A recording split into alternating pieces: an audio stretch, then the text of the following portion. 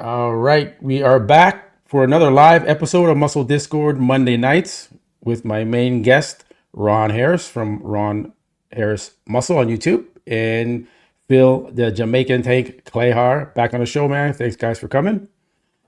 Another week is upon us here, and some more updates to go over. And there's a lot. There's a lot of stuff happening in the bodybuilding industry.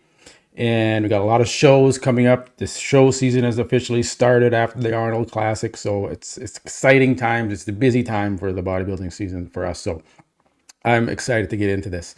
Okay, so first topic I want to go over. We all know the Nick Walker versus Bob Cicherillo, and him. First off, Bob making comments on the Cutler cast. Everyone kind of knows the story, but if you don't, bring you up to speed. Bob said some comments about Nick Walker on the Cutler cast, saying he has an H frame, that he's never going to win the Mr. Olympia. Then Nick Walker went on the Bro Chat podcast and said, you know, who the fuck is Bob, right? And he's only won the USAs and done a couple pro shows, and kind of gave a dig back at Bob. And then Bob escalated it from there. I thought we were done with it, but then Bob responds again and says, let me tell you who the fuck I am, Nick. Okay, this is the honorary athletes representative, Bob Cicherillo. I'm saying this. He's also the MC. So this is him talking about our athletes like this, and still calling himself the honorary athletes representative. And you know what? We can say what we want to say. We all have our opinions. I have my opinion. I voice it. You, Ron, all you guys, Phil, you voice your opinion. But we're not calling ourselves the honorary athletes representative, where we have to represent the athletes. And I think people need to understand, okay, well, what is an athletes representative? What should that mean? What should that garner with that title?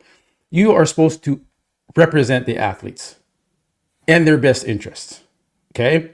You're not coming on social media platforms or your podcast and trash talking your athletes, which is what Bob did with Nick Walker. Let's just be clear. That's what he did. And so I think people need to understand, okay, if you're going to have an athletes representative, there has to be certain guidelines that they have to abide by if you're going to represent the athletes. And if you want to have that title, you got to stick to those guidelines. If you don't stick to those guidelines and represent the athletes fair and honestly, without trashing them and being an advocate for the athletes, then don't call yourself the athletes representative anymore, Bob Cicherillo. You need to step down from that mantle. The IFBB Pro League is a professional league. They have money. They can hire someone professionally to represent the athletes and come out and talk on the athletes' behalf. Just like the President Trump has the press secretary. She comes out every day, answers to the press. She has to make Donald Trump look good all the time. That's her job, right? That's what an athlete's representative should do. Bob's not doing that, okay? And that's kind of my little rant there. I think he just needs to step away from calling himself that. Then he can go to town. He can go to town and talk shit, do whatever he wants, right? And have his opinion and not get clapback from it, because we all think he's the athlete's representative. So that was my little spiel. I wanted to put that out there first. Ron, Phil, feel free to jump in and give me your take on what you think's going on here with Bob. Phil's an IFBB pro, so I think he should speak first about. I think Ron is good at that. Toss it over to me. Toss it over, Phil. You're the guy he's representing, yeah. Phil. He's not representing me. Yeah. Well, that's true. First and foremost, until honestly, I hear IFBB like stamp him officially that he's a rep. I mean, we have not heard that from IFBB at all. So I think he stamped himself as that, and that's fine. If he wants to volunteer and take that position. But you're correct. I mean, I made a comment on social media about that. And you just have to represent yourself and represent other athletes with respect. And what he did was, totally disrespect. And, like you said, I believe it was over as well. And then saying, I'm going to be the man that's going to call you, in, what was it, 8th place?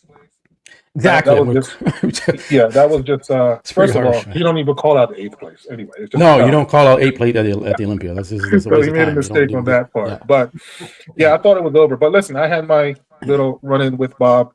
So I think everybody understands or don't understand how Bob carries himself as an individual and not able to carry himself as a professional. So that's just who he is.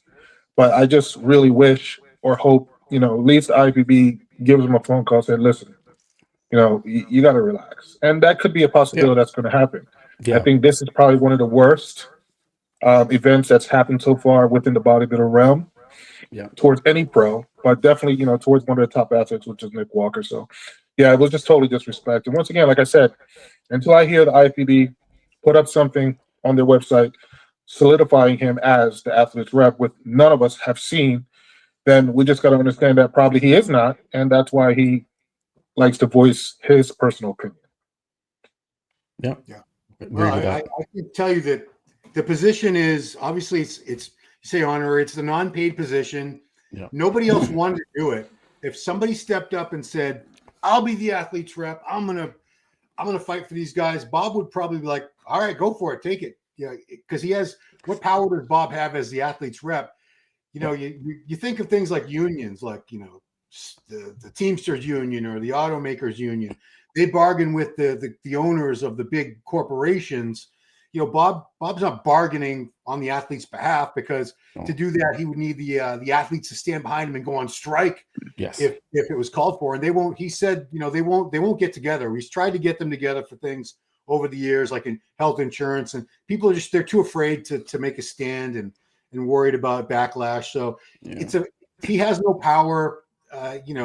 It's, what does he do? He suggests like a new division every few years or something. And, I mean, it's kind of like one of those honorary like college degree titles that they didn't go to that. It doesn't really mean anything. But as far as he is someone who he MCs the Olympia, he MCs most of the pro shows. But now he's got a podcast like me, you, and everyone's grandmother. Yeah. So he's going to go on there with guys like Sean and speak his mind. And he doesn't care much for Nick Walker's physique.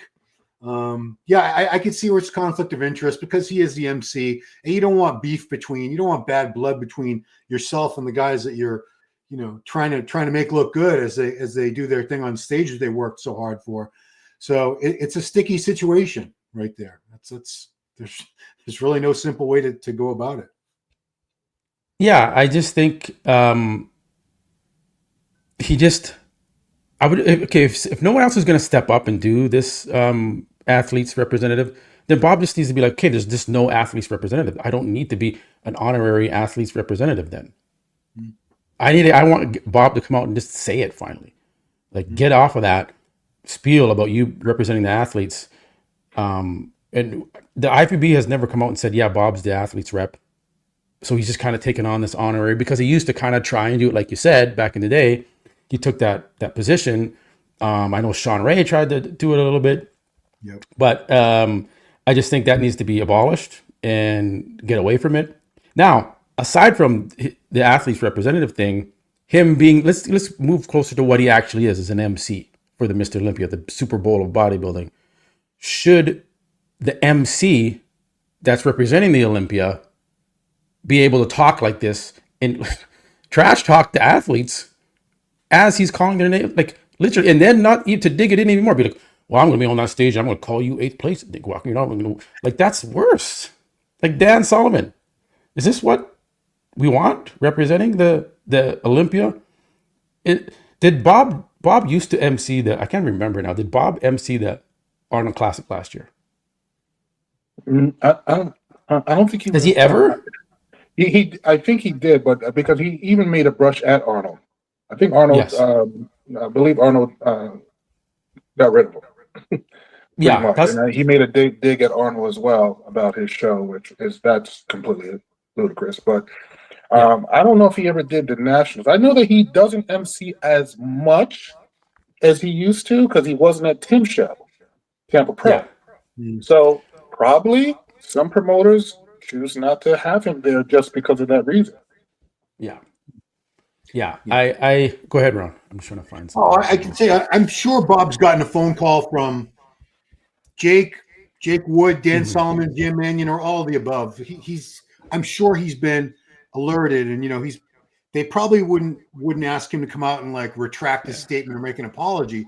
But I'm sure one of those three, or if not all three of those people, has had a word with Bob. And I don't think you're going to be hearing anything remotely as vitriolic toward the athletes as we have. I think he's gonna calm down from here on in. It's not a good look. I don't think it's just not a good look for the MC. Yeah, I agree with that. If I'll be surprised if Bob continues this kind of beef or this back and forth with Nick Walker.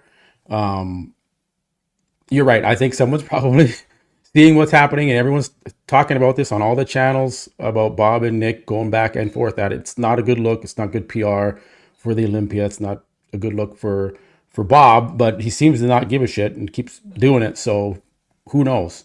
But I agree. The MC of the Olympia, or any MC of any pro show, shouldn't be talking down in regards to the athletes.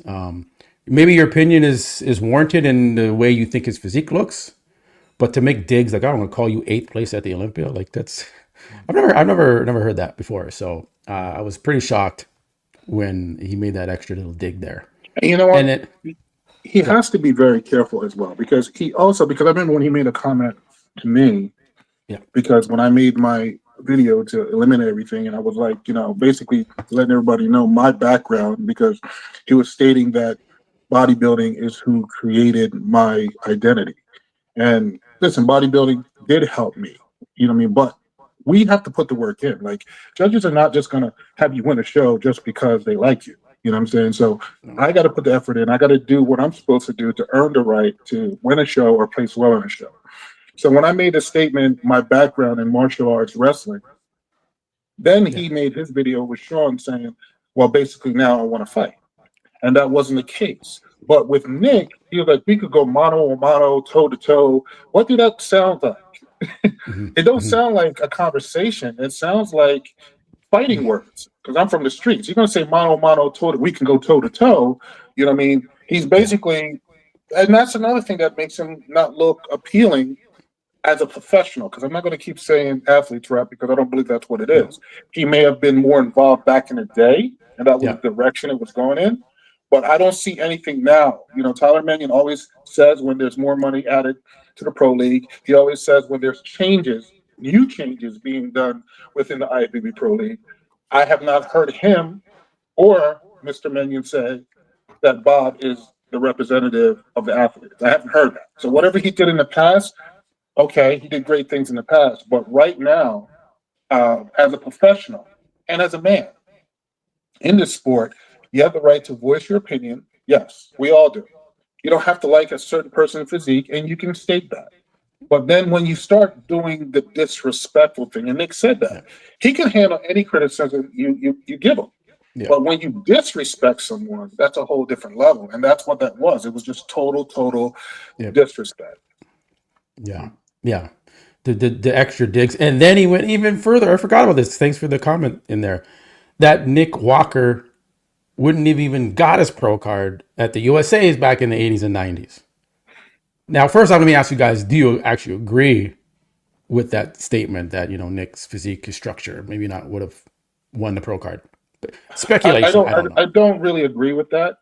Yeah. And, listen, I'm a fan of, the 90s and the 80s and all that as well. But then we can make the statement, because probably only one person or two people from back then could probably still do well right now.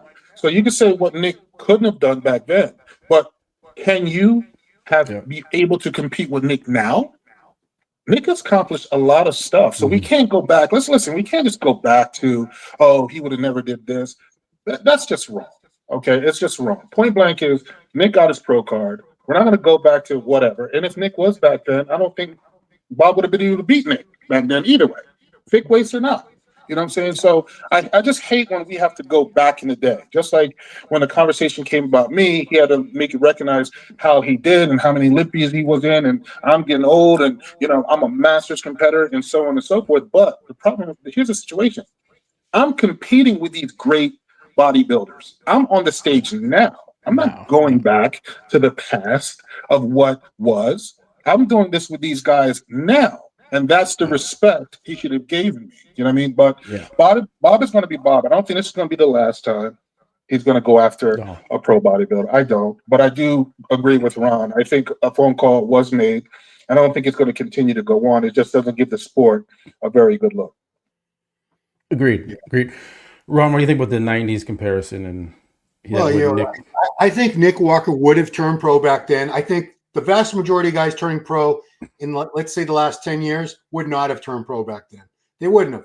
I mean, Bob's talking about, I always go back to 91 NPC Nationals that Kevin Leveroni won, the heavyweight and overall. Remember, there was no super heavyweight class. The top 10, Bob was in that top 10.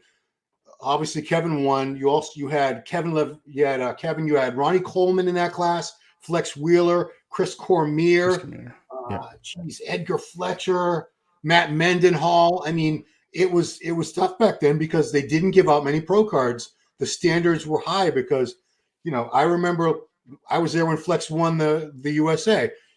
He's the only person that turned pro that night. One man turned pro at the USA because we had one division. The sport's grown and evolved so much, but, you know, Bob's even older than me. So he's looking back with that lens of nostalgia. And, you know, Nick would have turned pro back then. I don't know how he would have done. It's hard to say. It's different eras. And, you know, if you talk about the 80s and 90s guys, what would they look like now? Would they look any different? Would they be bigger? Because things have That's changed. true. I was going to say that. The pharmacy side of it has changed drastically. So you could probably put 20% more mass on all those guys if they were competing today. But yeah, I mean that was rough. I don't think saying Nick would have turned pro, that was going a little bit too far. He's one of the guys who would have turned pro.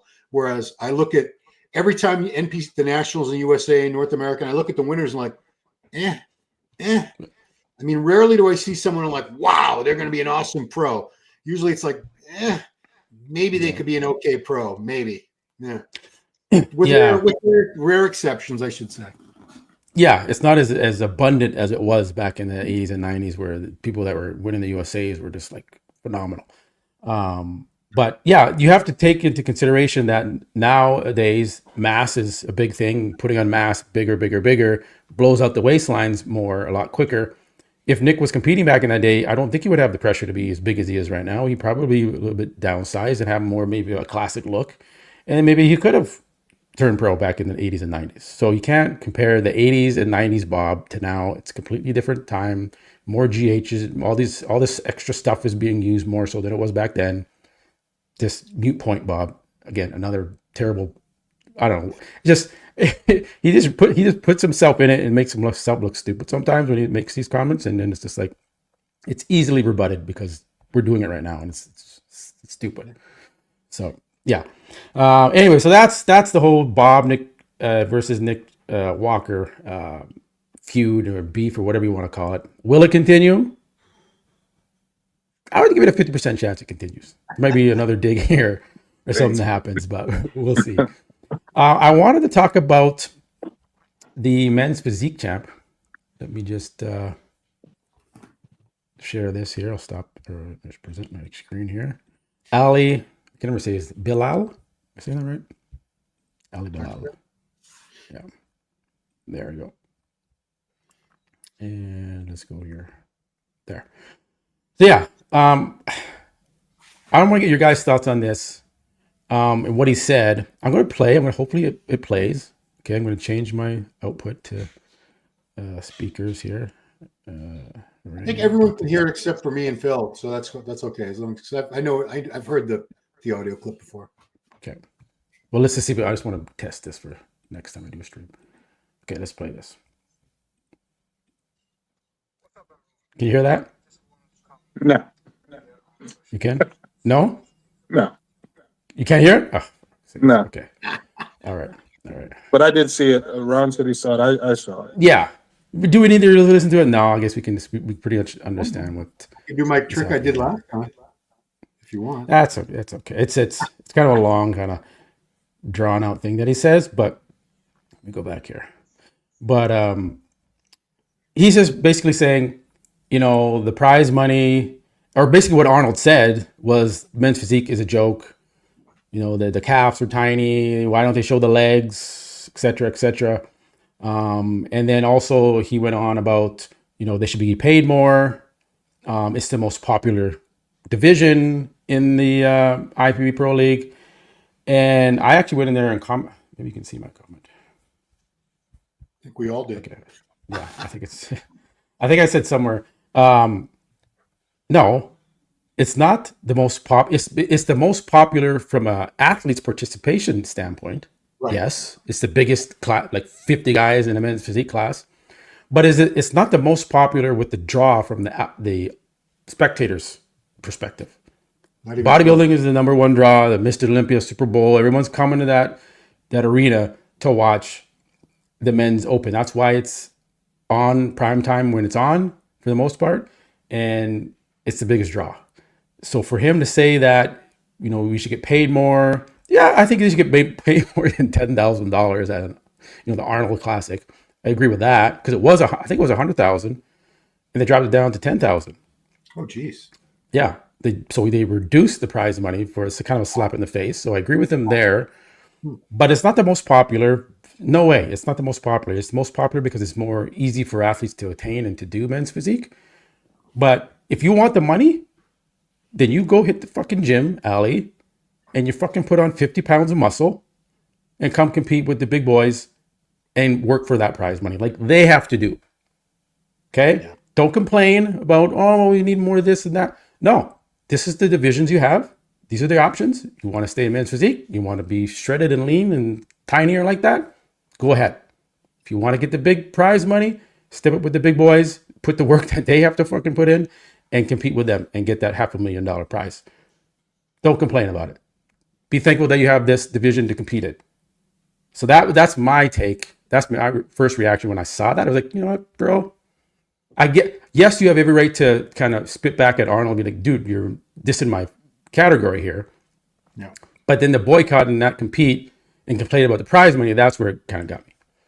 That's my little rant. What's your guys' take on it? Well, I saw it, and I was listening to Arnold's comments. I didn't take his comments that offensive. I mean, Arnold has said worse, much worse. Yes, with the government and everything else. But I think what I believe Arnold was trying to display is this, because I know he likes nice physiques. He does. Classic physique. He likes those type of physiques. When a gentleman was on stage, probably he should have never said he had no calves, because me and Patty looked at each other when he said that. That was kind of wrong.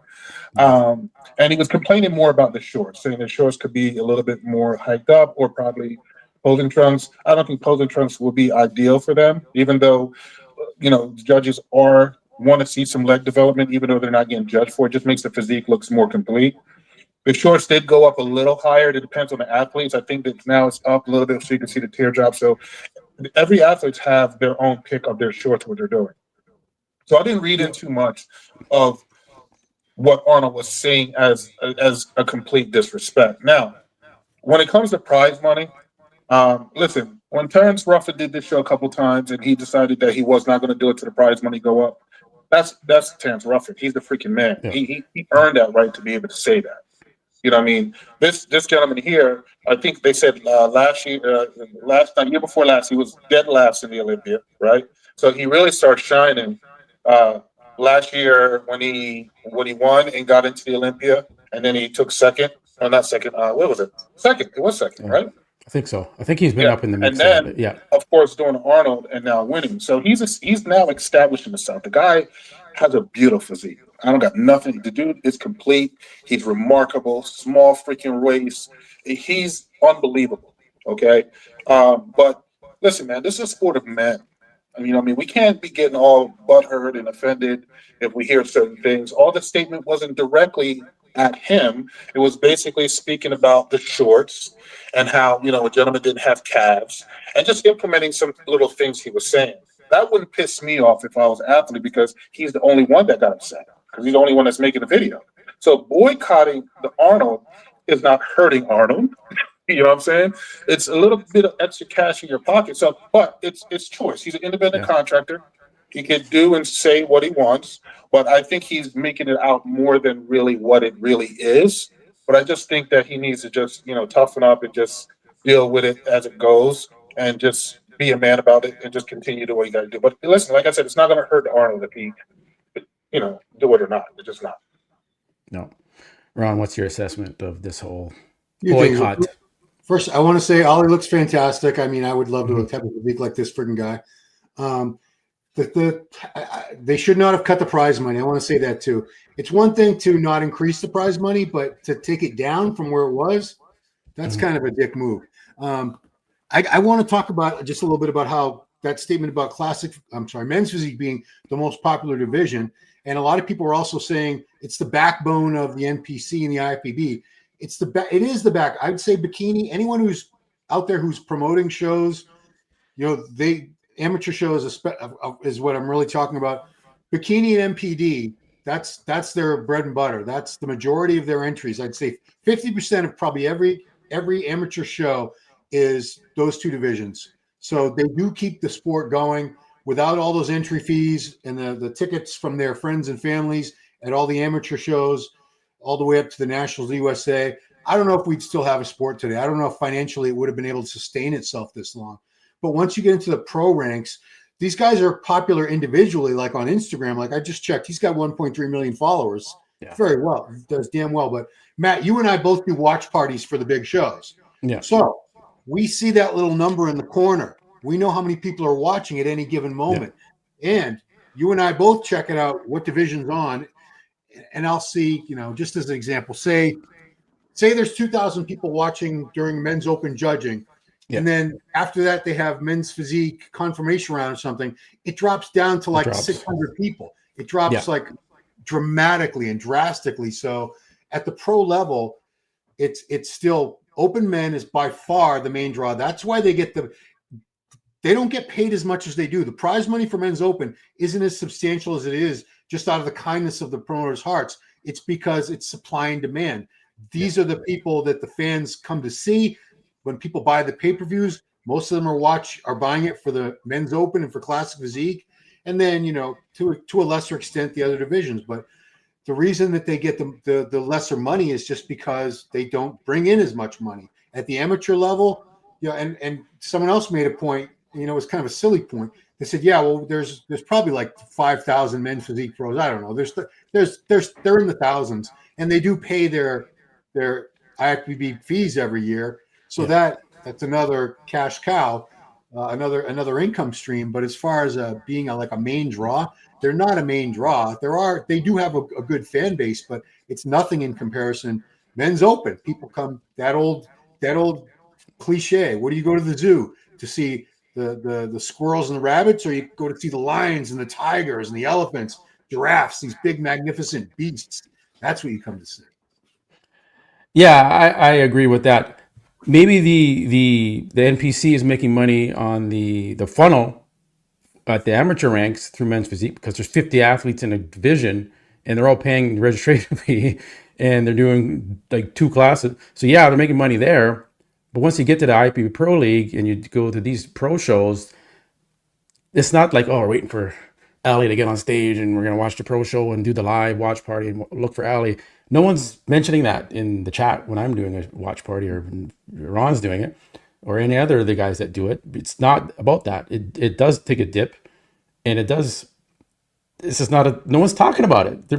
There are men's physique channels on YouTube that's all they talk about. And there's some big channels out there. So, I mean, there is popularity with it. And like you said, he's got 1 million followers on Instagram. That's a big deal. Not a lot of pro bodybuilders have that many. So it is popular because it's very attainable and it's a marketable, good look, right? So I get it. But if it was drawing all this money to the sport, then yes, they would pay them $100,000. They would pay them $500,000 like the open. Why are they paying the open bodybuilders that much? Just for fun, just because it's a good thing to do, because it's bringing in ticket sales, it's bringing in the audience that loves bodybuilding. That's where it all started. Look at the fitness ladies, they don't get paid a ton of money, and they got the most dangerous acrobatic things they have to do. Yeah. So to complain about that, what about the freaking fitness ladies? I mean, shit, I've seen them hurt themselves, and all kinds of things can go wrong with them flipping and doing their thing. So probably they should get as much money as physiques. You know what I mean?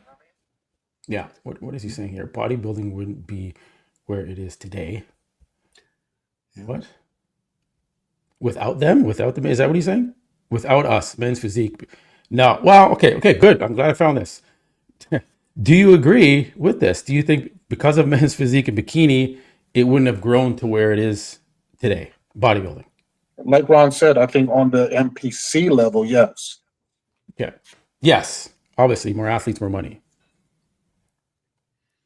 Yeah, But I mean, okay, that's true. Okay, I get it. I guess what he's saying is technically true. that's all it is. I mean, they have made it possible for us to keep doing this. I don't think we'd have a sport, or maybe it would be a tiny cult thing if we had never expanded beyond men's and women's bodybuilding. I don't know if it would still be around because we didn't have the, they need to make a good profit. If a promoter's not making a lot of money from doing it, they'll be like, screw this. I'll just go back to whatever I do, own, real estate or gym owner or whatever it is a lot of these promoters do. That's true. Okay, now that he kind of calmed down a little bit, when I first saw that, I got offended a little bit. But no, it's like, yes, you're right. Obviously, they're reaching more people that like those physiques, bikini, etc. Men's physique, classic physique has expanded the sport. So yeah, I guess it makes sense. Will they ever get it paid as much as the open men's bodybuilding? Nope. Maybe, probably not, but it might grow. But it seems to be going backwards at the Arnold, and I see why some of the men physique, this guy as well, boycotting the Arnold because of the statements Arnold said, and because the prize money's been dropped to like $10K, which is what they spend on getting ready for the show. So what's the point? So yeah, I see that. I also want to talk about Derek Lunsford, and I think I got this queued up now because the volume doesn't work. We have Tyler Mannion, who went over pose for pose, Derek and Samson. And if I remember correctly, Samson beat Derek in the front double bicep and a side chest. That's it. Derek Lunsford smoked Samson in all the other poses. This is the current reigning Mr. Olympia getting beat 6 poses to 2 at the Arnold Classic. So what's your take on that? What does that do to Samson Dauda's mindset going into the Olympia this year? That he got beat by a guy that placed third to him like 4 months ago, 5 months ago, whatever it is. Yeah, I don't think this is going to affect Samson at all. I mean, he's the lion, man. He made his video and he says, he's still Mr. Olympia regardless of what happened here. You know what I mean? He's still Mr. Olympia. So his job now is take whatever feedback he was told by, the judges, and do what we all are saying we want Samson to do. He's a hard worker. He trains his ass off. The guy got loads and loads and loads of freaking muscle. You know what I mean? My personal opinion, which it's just my opinion, he don't need to put on any more size. He just needs to come in as a razor sharp, and I think he's going to have to be a little bit much better than what he was when he won, because Derek is not playing, and we all know, we haven't seen or heard from Hadi Chupin, but we know he's not going to be playing. He's going to make the necessary adjustments he needs to do. We got Martin Fitzwater. He's going to do what he needs to do. So this is, they keep saying it's a 3-man show. I don't think it is, because Martin is pretty dangerous. I would say it's a 3-man show if you're looking at the 3 people that have won the Mr. Olympia. I understand that. But I think it's a 4-man show, and anything can flip-flop within this next Mr. Olympia. So if he does what Derek did, Derek took it on a chin and went to work. And he knew what he had to do, and he said what he had to do, and he came and he did what he had to do. I just saw him literally last week at the posing clinic with Tim Gardner. And I gave him much love of his work that he put in. I know he was very passionate. He has an issue going on with his grandmother. And, we all spoke, and that was his drive to get him to the show. And she was supposed to be there, but they couldn't get a private helicopter to bring her there. So I pray for her and for Derek to keep pushing for his family. But yeah, I don't think this is going to budge Samson. I think Samson's going to put the work in and hopefully come in lights out at the Olympia and make this very interesting. But I don't think he's upset. Yes, he's very upset. but I think he's gonna bounce back from this and do his thing. He was just showing his little brand new fancy car he has in front of his house, so I don't think it's bothered him as much because once again, at the end of the day, he's still Mr. Olympia. That title has not been taken. Now, if that happens, that's a whole different conversation.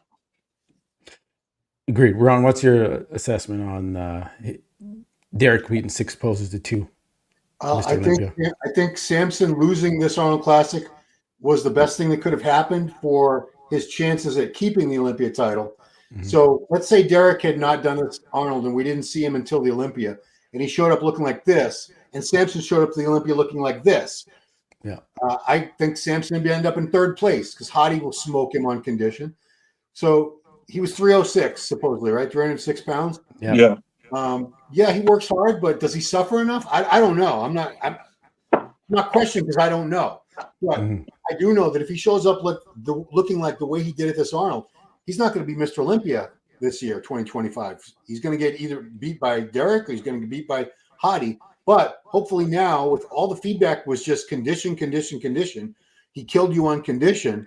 Maybe that's what he really needed to hear, him and his wife Marlena, to go that extra step and get really dry and shredded, because he's got the best physique out of everybody. Giles and I say this all the time. Physique wise, Samson's got a better physique than Derek. The height, the structure, everything. But he doesn't come in peeled. And we've all been wanting and waiting to see that from him. And maybe this will be the kick in the ass that he finally decides, okay, maybe I'll come in at like 290 or something, just shred it out of my skull and shut the door, because we always use that analogy. He left the door open and Derek walked right through. Yeah. He needs to slam that damn door for the Olympia. Yes, I think I said that in another video. I said this may be a blessing for Samson, or the judges might have done this to Samson. Say, hey, no, we're not going to give you this one. You didn't nail it with the conditioning. We're going to give it to Derek because he put in the work and he got that conditioning to where it needs to be and he peaked for the show. And I'm kind of torn between Derek and Samson, because when you look at Samson, it's an incredible physique. It's so big and round and it dominated over the other guys size-wise. That it's hard to somebody's like, well, maybe should he have won the Arnold? Like, he looks good, but then you just look at the polish that Derek has and the thin skin, and then everything is just popping, and the conditioning is there, the glutes to hams, and you think that's what a Mr. Olympia should be. That's what Arnold Classic champ should be. It should have that detail, and you shouldn't be lacking. So yeah, I think Samson is going to have to come into the Olympia at his all-time best conditioning.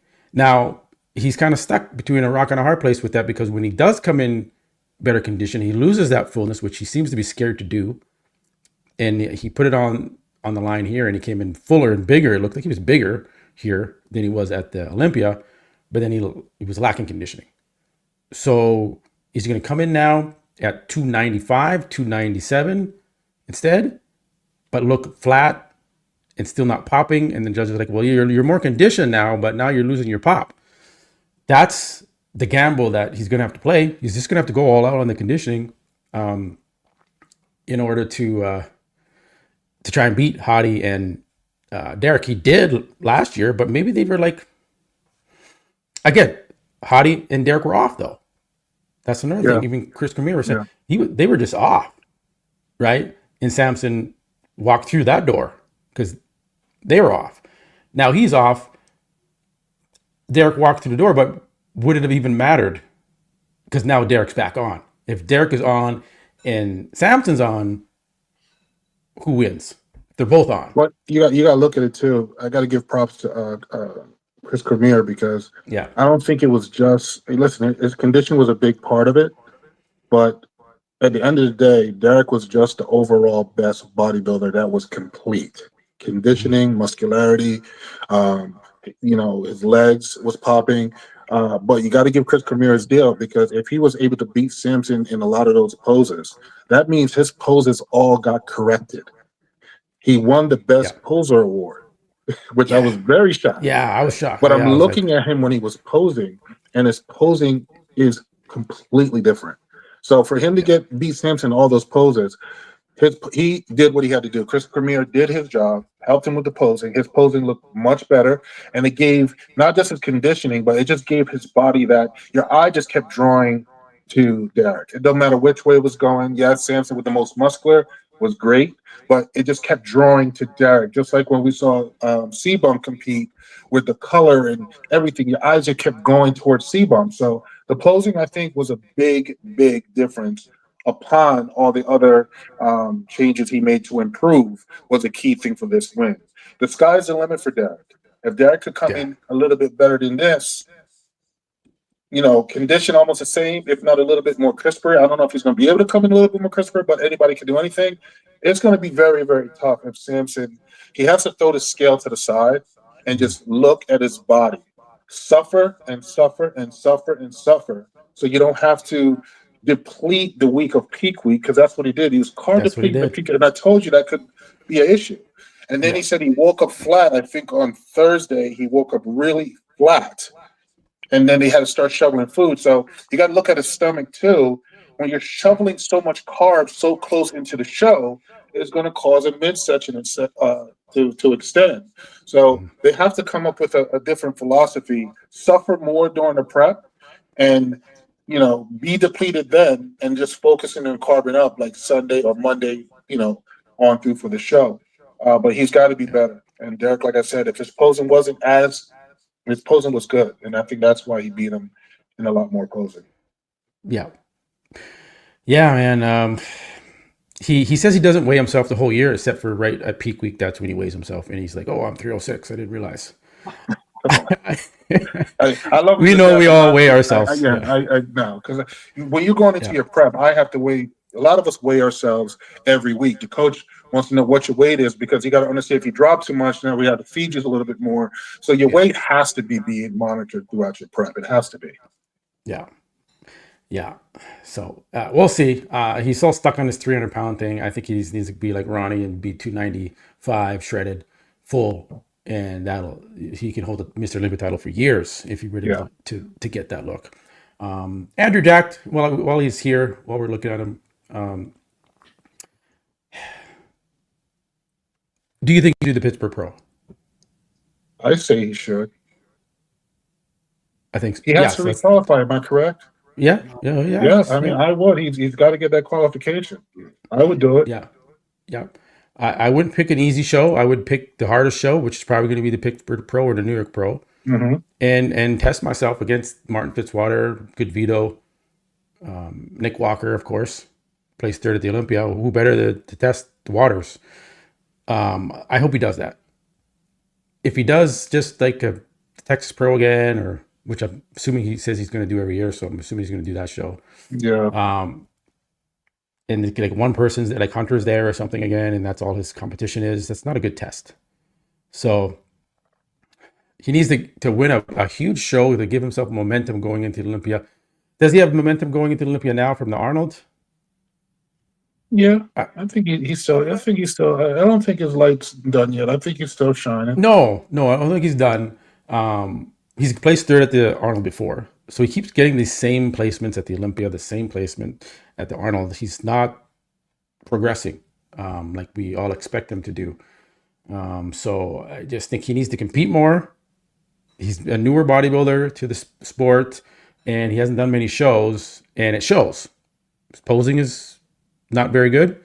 He's not very comfortable on stage. He's good when he does his routine. Seems to be cool with good, interesting posing routines. But then when it comes to presenting his physique, he struggles. Like this pose. Yeah, Milos was talking. So Milos told him to do this. Milos went in his room and told him that he went on the podcast, Menace podcast. I told Andrew to do this because his arms are so long, his forearms are long. Right? He's trying to.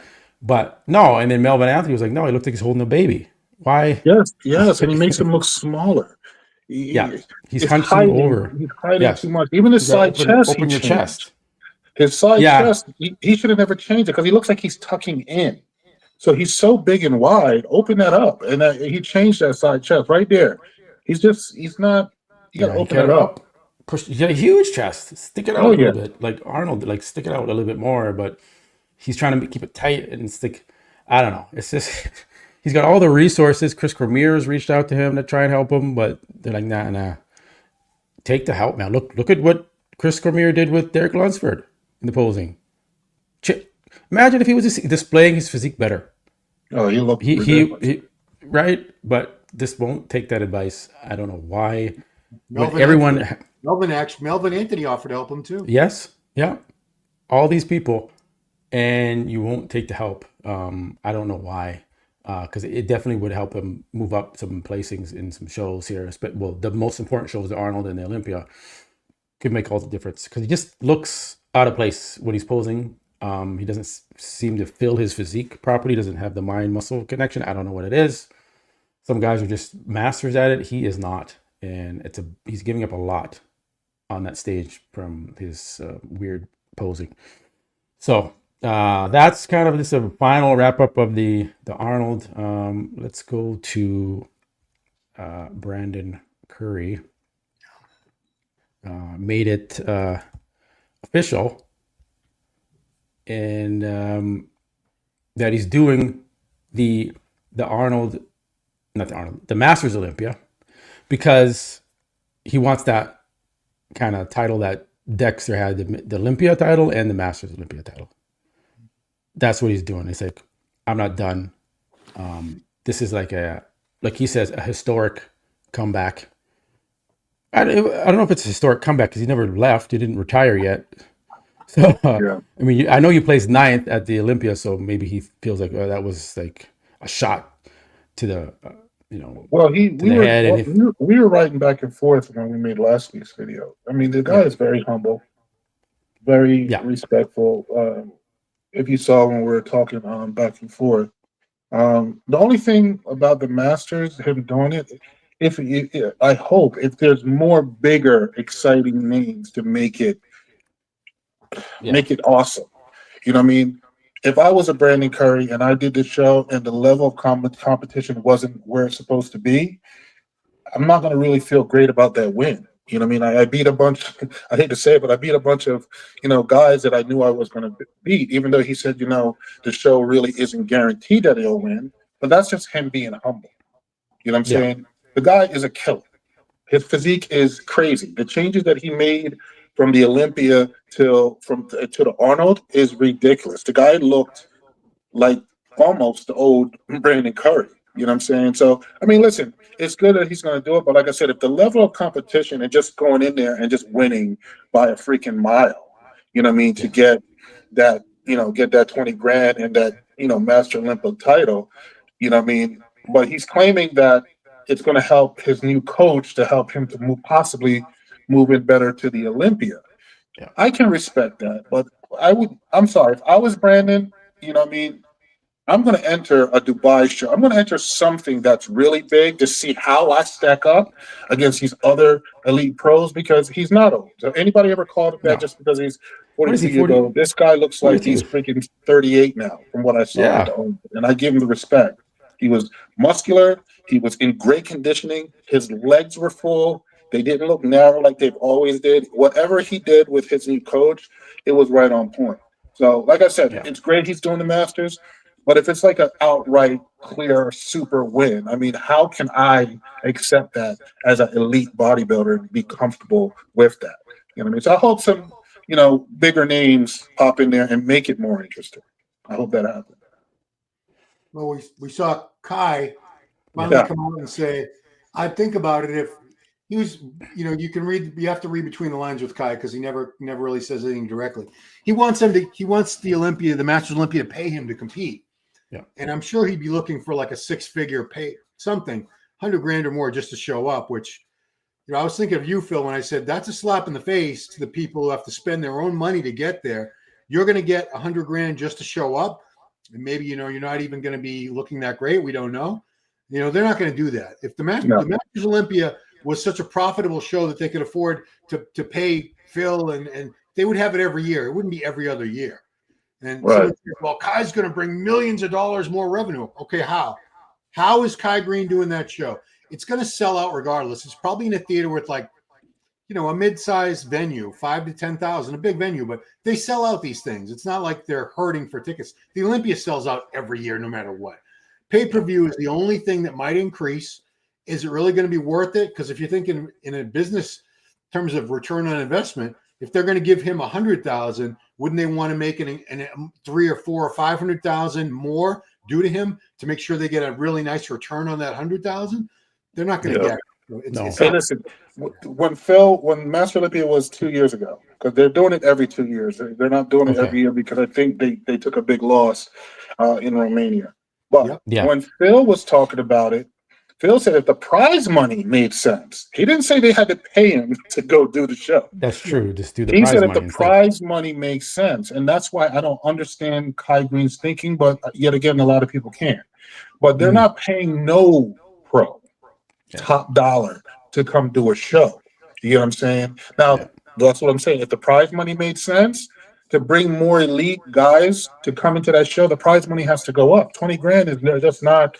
It's going to cost a person like me at least 8 to 10 grand to be there for 7 days plus the travel, and we haven't heard nothing about the food yet. I haven't heard anything about how they had to set up with Romania. So you got to look at it. These athletes have to be running around Japan.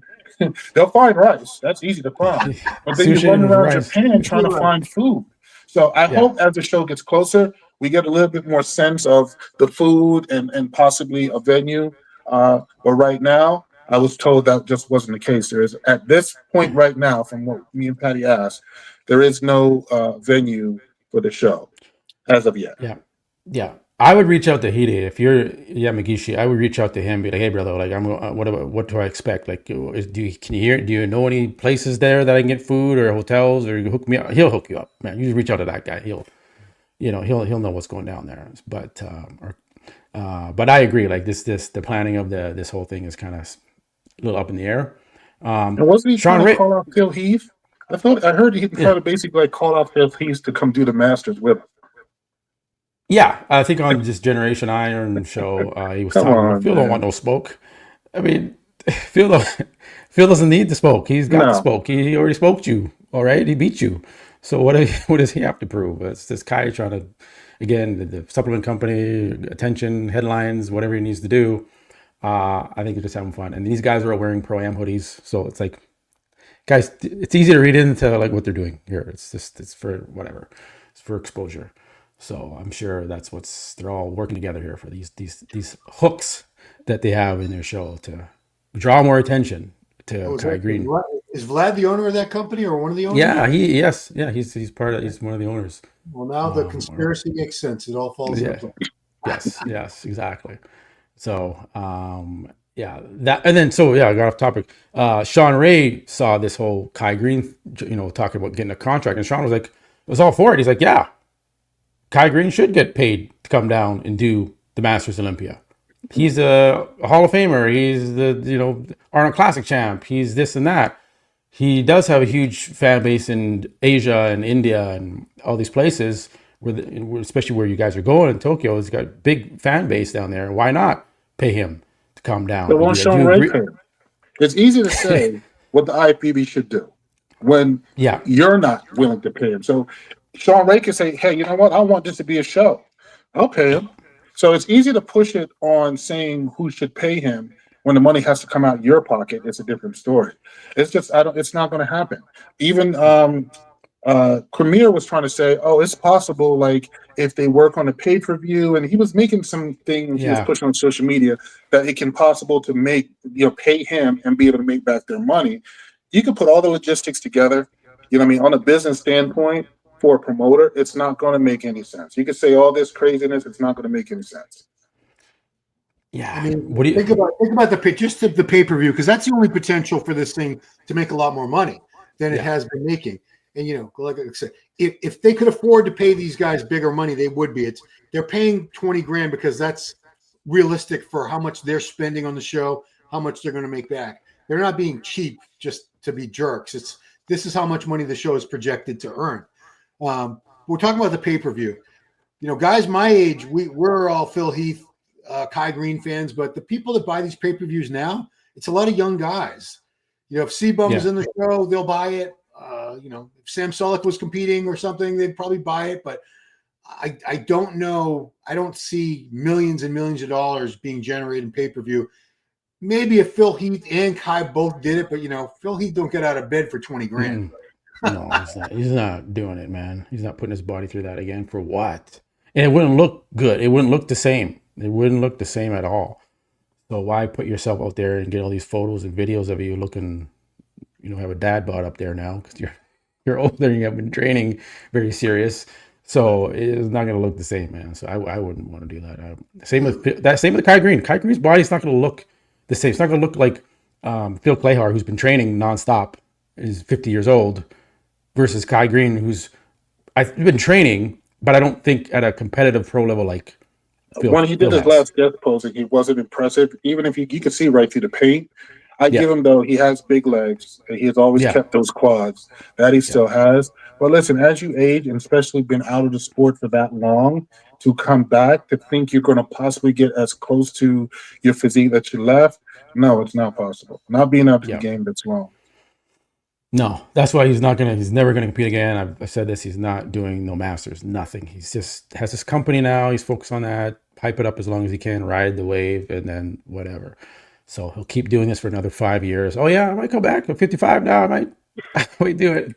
But he's not going back. All right, I want to finish off on Wesley Vissers. So I watched a little bit of that video with him and his coach Stefan talking about how he's actually got sick. Yeah. So that kind of, explains a little bit about what happened with him and his look, because he something was wrong. Something looked off. His legs were downsized, and maybe he lost some fluids and stuff like that. So he was definitely off. I think he's going to do the Detroit, but not the Olympia though. I don't think. He's going to take the year off after Detroit. Yeah. Do you think that's a good move for Wesley? Yeah. How old is Wesley? He's got to be 20 something. Yes, I think he needs the year, because I hate to say it. He's an awesome dude. I respect him. He's very, very humble, a very good-looking guy. The future is ahead of him only if he can develop those legs. I don't know how well. It depends who's going to show up in Detroit. You got a lot of people still got to get qualified. What's his name? Well, Terrence is he's not Terrence. He has to do a show though. He has to do one too. Yeah, he took second at the Arnold. I'm slipping his name. Not yours. Franklin. Logan. Logan's probably going to do that show. So my thing is like, how much are you going to approve? The show's right around the corner to place well. You know what I mean? So probably he's just doing it because he's trying to make up for what happened at the Arnold. That makes sense. But taking off the year, I think that makes a lot of sense, because if he expects his stock to get back to where it's at, he's going to have to improve, and his lower body is going to have to improve to be able to keep up with these other guys. Yeah, agreed. Those legs, just man, I don't know what it is. Some guys just can't grow those legs, no matter what they do. And he got all the tools and resources and the experience and the coaches there to help you, but the legs they don't want to budge. I want to see what this Walter Martin is. Says, I'm fighting my way to the Masters because I want a reason to go to Japan, and I want some small experience of the Olympia, even though it's the geriatric. I'm still in the game. Walter Martin. I don't know if this guy. Are you a pro? I don't know. Maybe he is. Yeah, Walter's a pro. I can't remember. Walter Martin. A lot of people want to do this show. Listen, they know that they may not do super well. But it's fun. It's just going to Japan. And let me tell you something. I spoke to, I'm not even going to say his name because he already has his tickets and his plane flights and his, I think he's staying at an Airbnb, and then he's going to stay at the hotel because it is very expensive. But it's like, I'm like, bro, you got your stuff. I hope you got insurance on your tickets, because anything could happen. You get injured. It's a little bit too far out to be booking a lot of things this far out. But I don't even know how this individual is getting the money. You know what I mean? Because he was a great bodybuilder in his time, but I just don't listen. If I'm a competitor and I believe I cannot break the top 5 in the Masters, it's not worth spending the money it takes to get there. Now I know some people, they just want to be there and say they stepped on the Masters stage. Kudos to them. That's fine. But as on the business aspect, man, you got to think about it. You want to go in there and win something. You know what I mean? And if you're, if you're a high level pro, you want to be in there and make something. You know what I'm saying? Like even me, realistically, I do it. Okay, I got second all day. I mean, I'm going to come in my best shape possible, but I already know psychologically I got second all day. Is 10 grand going to make up for the 10 I'm going to pay to go there? You know what I'm saying? So I say kudos to some of these athletes that say, I mean, I just want to go because it's in Japan and I want to, make it a vacation thing while I'm up there. You know what I mean? But you still got to look at the fact that, you're going up there, you're spending a lot of freaking money, not just for the flight, but just times you're there. And then the food for, 5, 7 days. You can't go up there 3 days before the show. You'll never adjust to the time. Yeah. Yeah, I think if you have the funds and it's just like, yeah, I'm gonna go to Japan and compete and be on the stage with the Olympians and all this and get a little bit of exposure and have some fun, sure. But if it's a challenge for you to get out there, and you're not cracking the top 5, it's like you say, Phil, it's not. I don't think it's worth it. I think the experience is going to be next level because you're in Tokyo, Japan. There's super fans out there. You probably go to the gym. There's going to be like a crowd of people watching you, and you get all this press and stuff. But that press doesn't pay you. It doesn't. You're sure you get all the hype and the attention while you're there. Maybe you can make some connections while you're there. Who knows? You never know what's going to happen. Who you're going to meet when you go to a different country. So there could be things there too. But I just it's expensive to pay almost 8 to 10 grand. Plus your drugs, your food, everything you're getting ready for competition. Talk about that. That's on top of the 10. Then you go there to make 10 or 5 or 2, and you're coming home in the red. Yeah, coming in negative. Yeah. So that's what happened to me last time. In negative. Yeah. 1 point, I came in big in the negative. So it is what it is. Yeah. Just bring it to the U.S. next time, Masters Olympia. If you're watching, bring it to the U.S. or bring it to somewhere a little bit closer to Europe or something. Romania is fun. I don't know. It's just bring it to the U.S. When's the last time it's been here? Bring it to the U.S. Bring it to Orlando. Bring it to Canada. Right? Yeah, even bring it to Canada. Yeah. Shit. Yeah. Montreal or whatever. The Montreal Pro used to be. Toronto Pro, whatever. You can do it. So, So anyways, to finish off here real quick, Nick Walker just posted it 6 hours ago. Was 9 weeks out from the he's doing the Pittsburgh Pro, not the New York City, Pittsburgh Pro. Well, he may be doing the New York. He may have to. I hope he pulls it out, but it's going to be interesting. The 3 guys that's in there now, so it's going to be between Vito, Martin, and it's going to be interesting. I'm not going to say it's going to be tough. I believe if Nick does what he's supposed to do, it'll be very interesting. But at the end of the day, you just got to give Martin his props. He's just waistline. I don't know. I really hope Nick can pull it out so he does not have to do New York and just focus on the Olympia, because Olympia is going to be very tough. So we'll see. We'll see. Ron, what do you think he's like? Do you think good Vito's chance to beat Nick Walker? So if Martin wins, Vito second, Nick Walker third. A lot of people are saying that. Nick, the way he looked last year in the New York Pro, would be in real trouble up against Martin. I mean, he was in trouble with Martin last year, and I could have seen Martin taking that show. But he's looking huge. He's looking massive. He's over 300 pounds. If he dials in the condition, and makes it to the show with no issues, still on paper, he's achieved more than these other guys have. He's got an Arnold Classic win. He's been third at the Olympia. Nothing. He hasn't torn any muscles, or there's nothing that's stopping him from dominating those shows if he can come in at his very best. But yeah, good Vito's dangerous. Martin's very dangerous. It's it's going to be a good show. That's what we like. We want to see a dogfight up there. We want to see a battle. Yeah, man. Good Vito looked very good next to Martin at the Detroit Pro. Some said maybe he should have won that show, but it's going to be a battle. This is very good to see.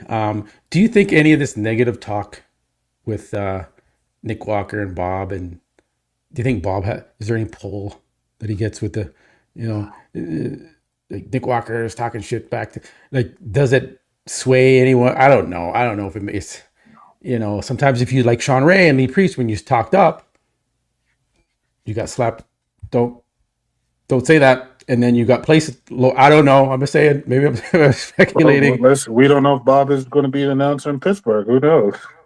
All I know is, Yeah, if I was Bob and you talk about me or any, you got to be a little concerned when that person shows up at that show.